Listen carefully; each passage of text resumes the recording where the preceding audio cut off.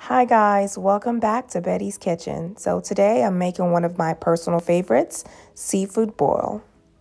I started off with blending 1 tomato, 2 habanero pepper, ginger, garlic, and half of a red onion.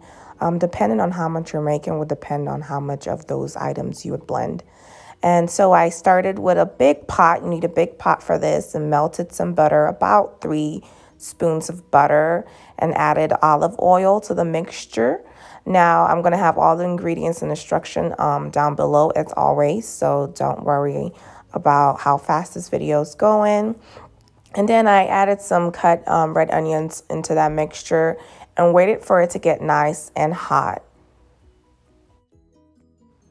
After your butter and your oil starts to sizzle, you can go ahead and add your seasoning. The seasoning that I used was Cajun seasoning, any type of Cajun, pure Cajun seasoning that you have. I used some thyme, some red pepper. Now, depending on how hot you like your food, depends on how much pepper you will put in there, of course.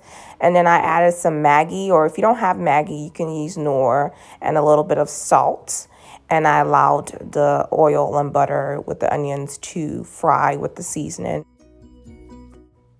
As you move along with your cooking, if you feel like you want to add a little bit more Cajun seasoning or thyme, feel free to do that, but wait until everything is inside the pot so that you can know exactly how your dish is going to taste, because whenever the shrimp is in there, it does change the flavor. So right now, I'm just finishing up with making sure it's nice and fried. Then I add my shrimp in there.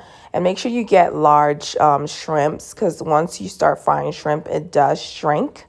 So I make sure that I mix the sauce well and add a little bit more olive oil into that mixture. So now I go ahead and add my blended mixture that I blended at the beginning of the video and mix it with my shrimp. At this point, if you want to add a little bit more Cajun seasoning, you can.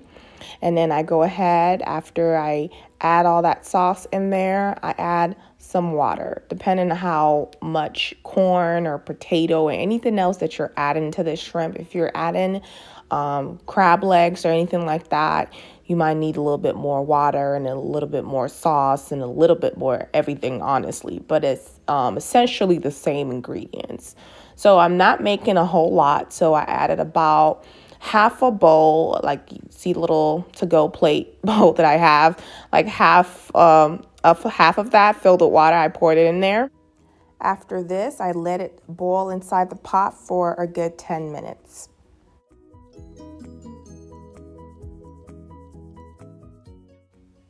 After that, you can add your corn, your potato, or anything else that you're adding into your seafood boil. Now, if you're adding potatoes, make sure to boil it into a separate pot first until it's almost done, but not quite.